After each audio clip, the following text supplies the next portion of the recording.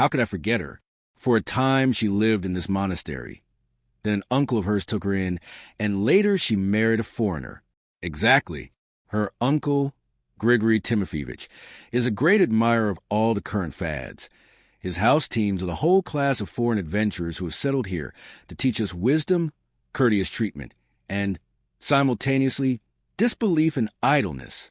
Well, among the enlighteners was a certain German, a person, as they said, of noble birth and, moreover, wealthy. He then began to covet the noble and graceful heiress. The uncle, encouraged from above, tried to convince Liza to marry that vagabond. Some time after the wedding, he announced that urgent business required his return to Germany.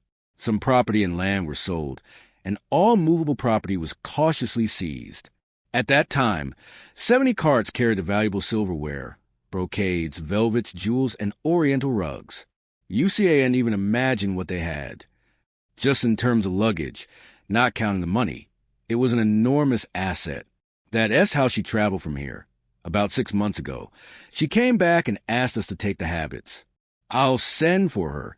She can tell you how she lived abroad and why she returned to the monastery. Elena listened to her aunt, livid, sensing something horrifying.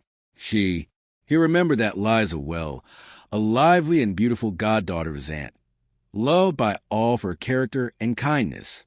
What had happened to her to make her be buried in the monastery at the age of 23? As a novice left to carry out the Mother Superior's orders, a profound silence fell. Mother Porphyria did not interrupt her niece, asked reflections, and examined her silently. The young novice's arrival interrupted Elena's musings, and she, in stunned silence, looked at the young woman, pale and thin, who, with a stern and bitter expression on her face, approached the Mother Superior. Could this be the old naughty one, with rosy cheeks, as they called in the monastery? After receiving the blessing from the superior, the novice turned to Elena and extended her hand. Elena threw herself into her arms and kissed her. I would like you, Liza, to tell Anushka how good it is to live in Germany. She is planning to leave her homeland and marry a certain baron. The young woman turned pale and recoiled, stunned with terror. Oh, don't do that. My dear, it's better to die than to surrender to the power of foreigners. No slave is treated there, abroad, with such cruelty and contempt as the Russian woman. Tell me everything in order, since you went there, so Lena can understand better, interrupted Mother Porphyria. They both sat next to the superior, and Liza began to describe her life abroad, stopping every now and then out of disturbance and interrupting the story with tears. I would recount my married life with my husband. Even though it was good, it was bearable.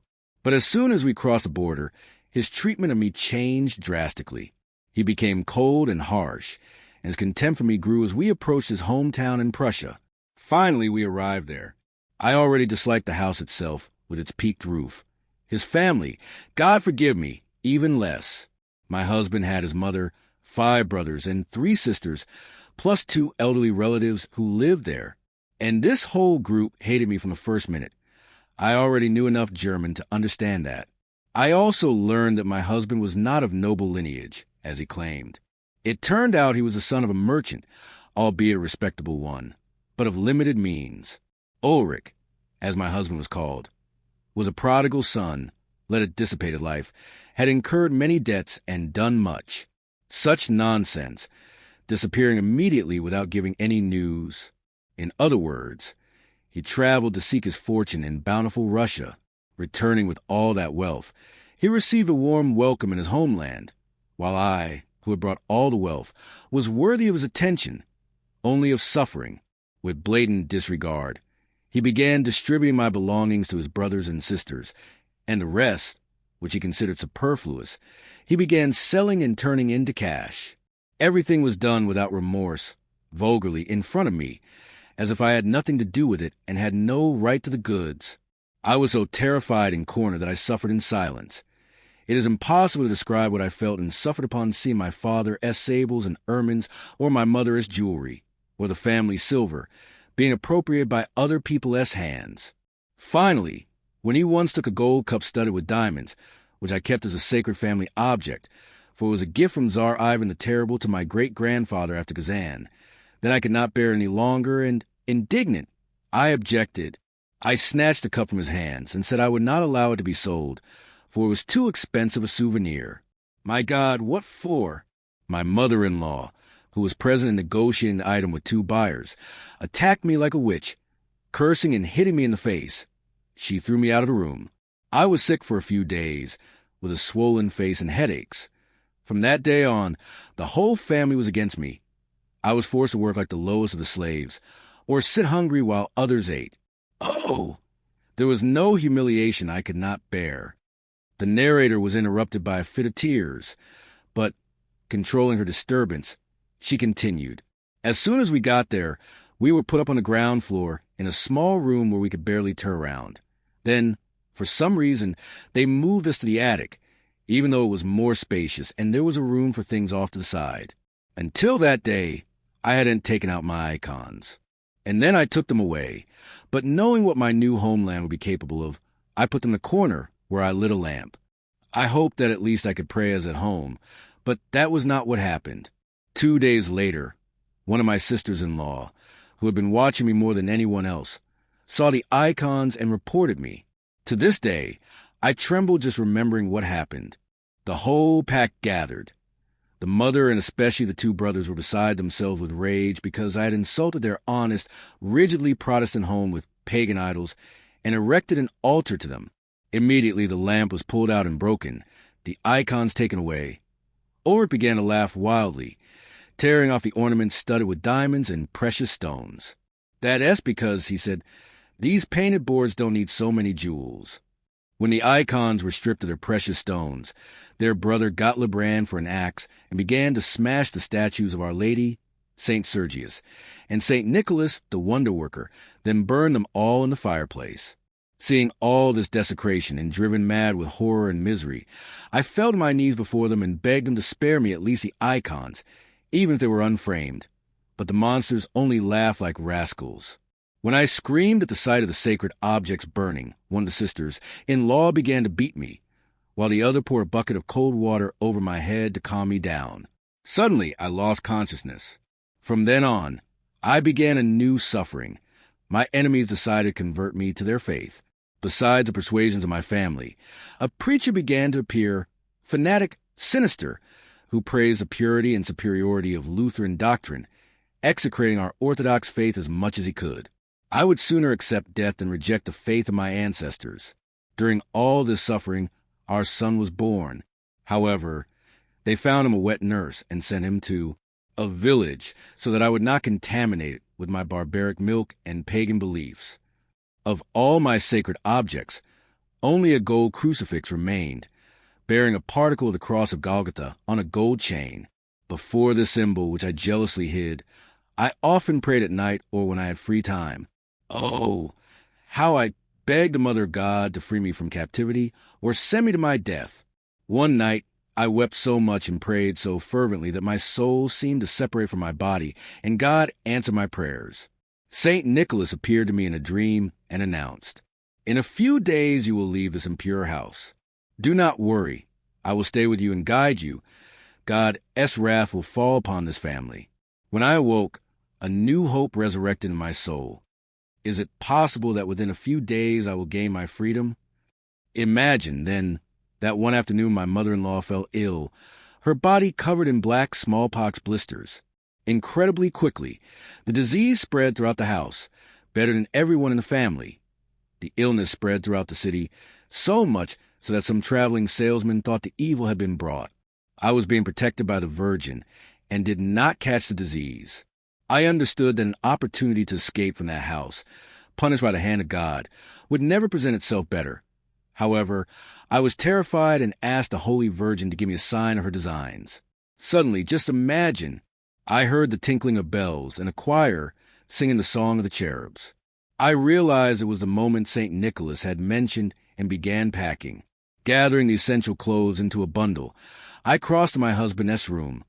He was delirious, while the maid who looked after him was out. I took the keys from under the pillow and unlocked the cupboard where he kept my money and the rest of my jewelry. It was my right to take from my own possessions what I needed for the journey. I took 2 small bags containing Mother S. gold and pearls, promising to offer them to the icon of Our Lady. Then I wrapped myself in my cloak and left the house. No one noticed my departure. Without me, there were already too many worries about the rest of the sick. The night was dark, but I walked resolutely to the city gates. Although I wasn't entirely sure I could escape, since the gates were closed at night, I entrusted my fate to the great protector who had saved me from those people. Indeed, at that hour a messenger was leaving the city with an important order from the mayor, and the gates were open. In the darkness of night, I managed to escape. Not far away, along a road, stretched a dense forest. Fearing pursuit, I decided to go through the woods, following the road.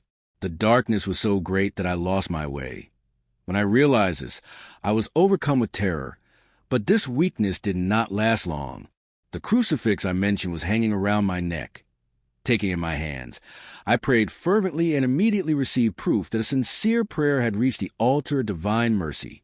Suddenly, in that impenetrable darkness, a blue light shone, as if wandering and flickering among the trees. It showed me the way. Never had I felt so clearly under heavenly protection as that night. Thus, without fear or fatigue, despite the heavy load, I walked all night and in the morning emerged onto a wide road by which I quickly reached a hotel. The fatigue from the long journey was so great that I decided to. I was tired, so I went in. In the hotel lobby were 3 travelers, and imagine my delight. They spoke Russian. The eldest of them turned out to be a wealthy Moscow merchant, a fur trader, while the other 2 were his employees. As soon as the kind old man heard my name and learned of my misfortunes, he promised to take me back to Moscow. We quickly set off. I left the gold and pearls with him, which he returned to me as soon as we arrived. While we were in Germany, I was apprehensive about possible persecution. Fortunately, my fears were not realized. They signed and we arrived safely in Moscow, where my dear godmother welcomed me with open arms. "And you didn't complain about the scoundrel to the Tsar?" asked Elena, astonished and indignant at the story. Liza smiled bitterly in response. I went to complain, and the sovereign wrote to my petition. Since she did not know how to love her new homeland, nor preserve the love of her husband, let her sell her remaining lands and enter the monastery. She should have been submissive and grateful to her husband, who had accepted her vulgar and uncultured to make her an enlightened woman. However, she exhausted his patience and received what she deserved. "Oh, Lenushka, don't marry a foreigner. Otherwise you will be as unhappy as I. It's true, God punished my wicked tormentors.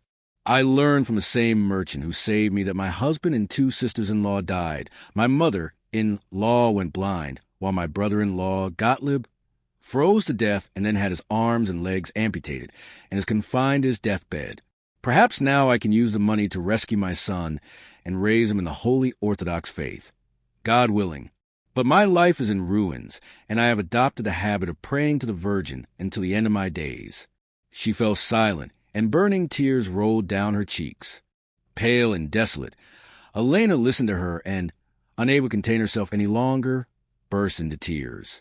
"What am I going to do, my God?" she stammered in a broken voice, as if choking. "What am I going to do? Artemy and my aunt are harassing me with this marriage, and Gleb rejected me. I'm not his fiancé anymore. Pray and have faith in God. He will show you the way and lead you to salvation. God is testing you, my child, and you must submit to his will and pray. Only pray. Only tears and suffering purify us, freeing us from the hustle and bustle of daily life and making us worthy of the heavenly home."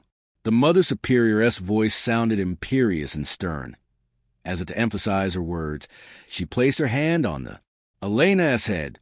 The girl knelt down and, pressing herself against her aunt's chest, whispered, "You're right, Aunt. May God's will be done.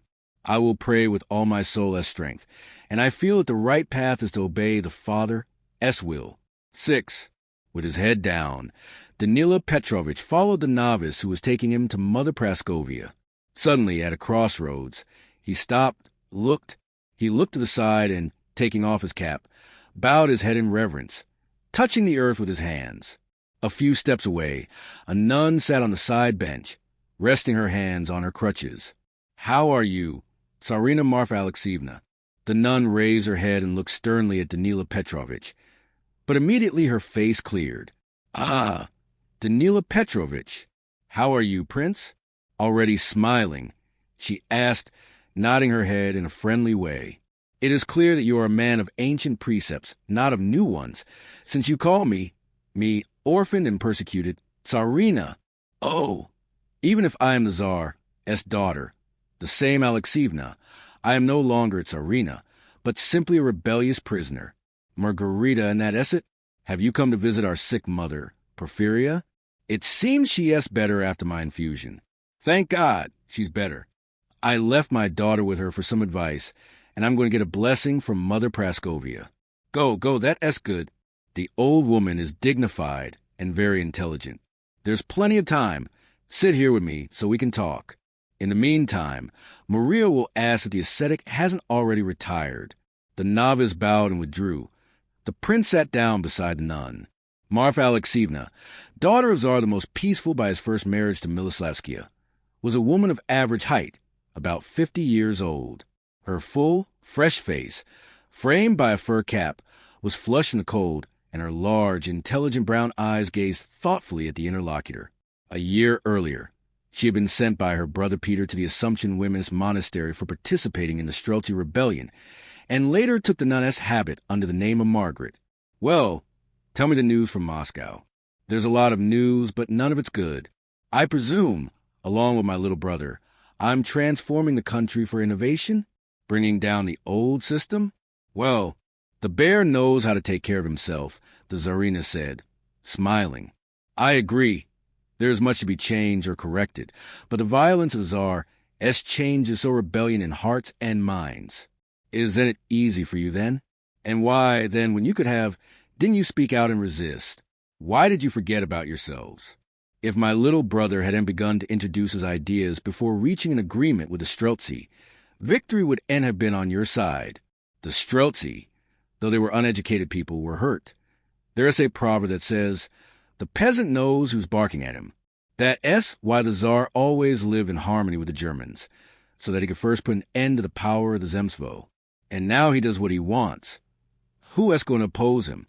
Some, out of fear or seeking personal advantage, succumb to him in everything, even if it is just a matter of, to be their court clowns, while others, even if they are indignant and rebel, always do so secretly, in isolation. The Tsarina thought for a moment and continued. My father was not like that. He did not act arbitrarily. The people participated in the affairs of the country. Without a doubt, your father had many grand plans. If only God had given him more life, everything would be as it should be. Even so, he left us a beautiful legacy.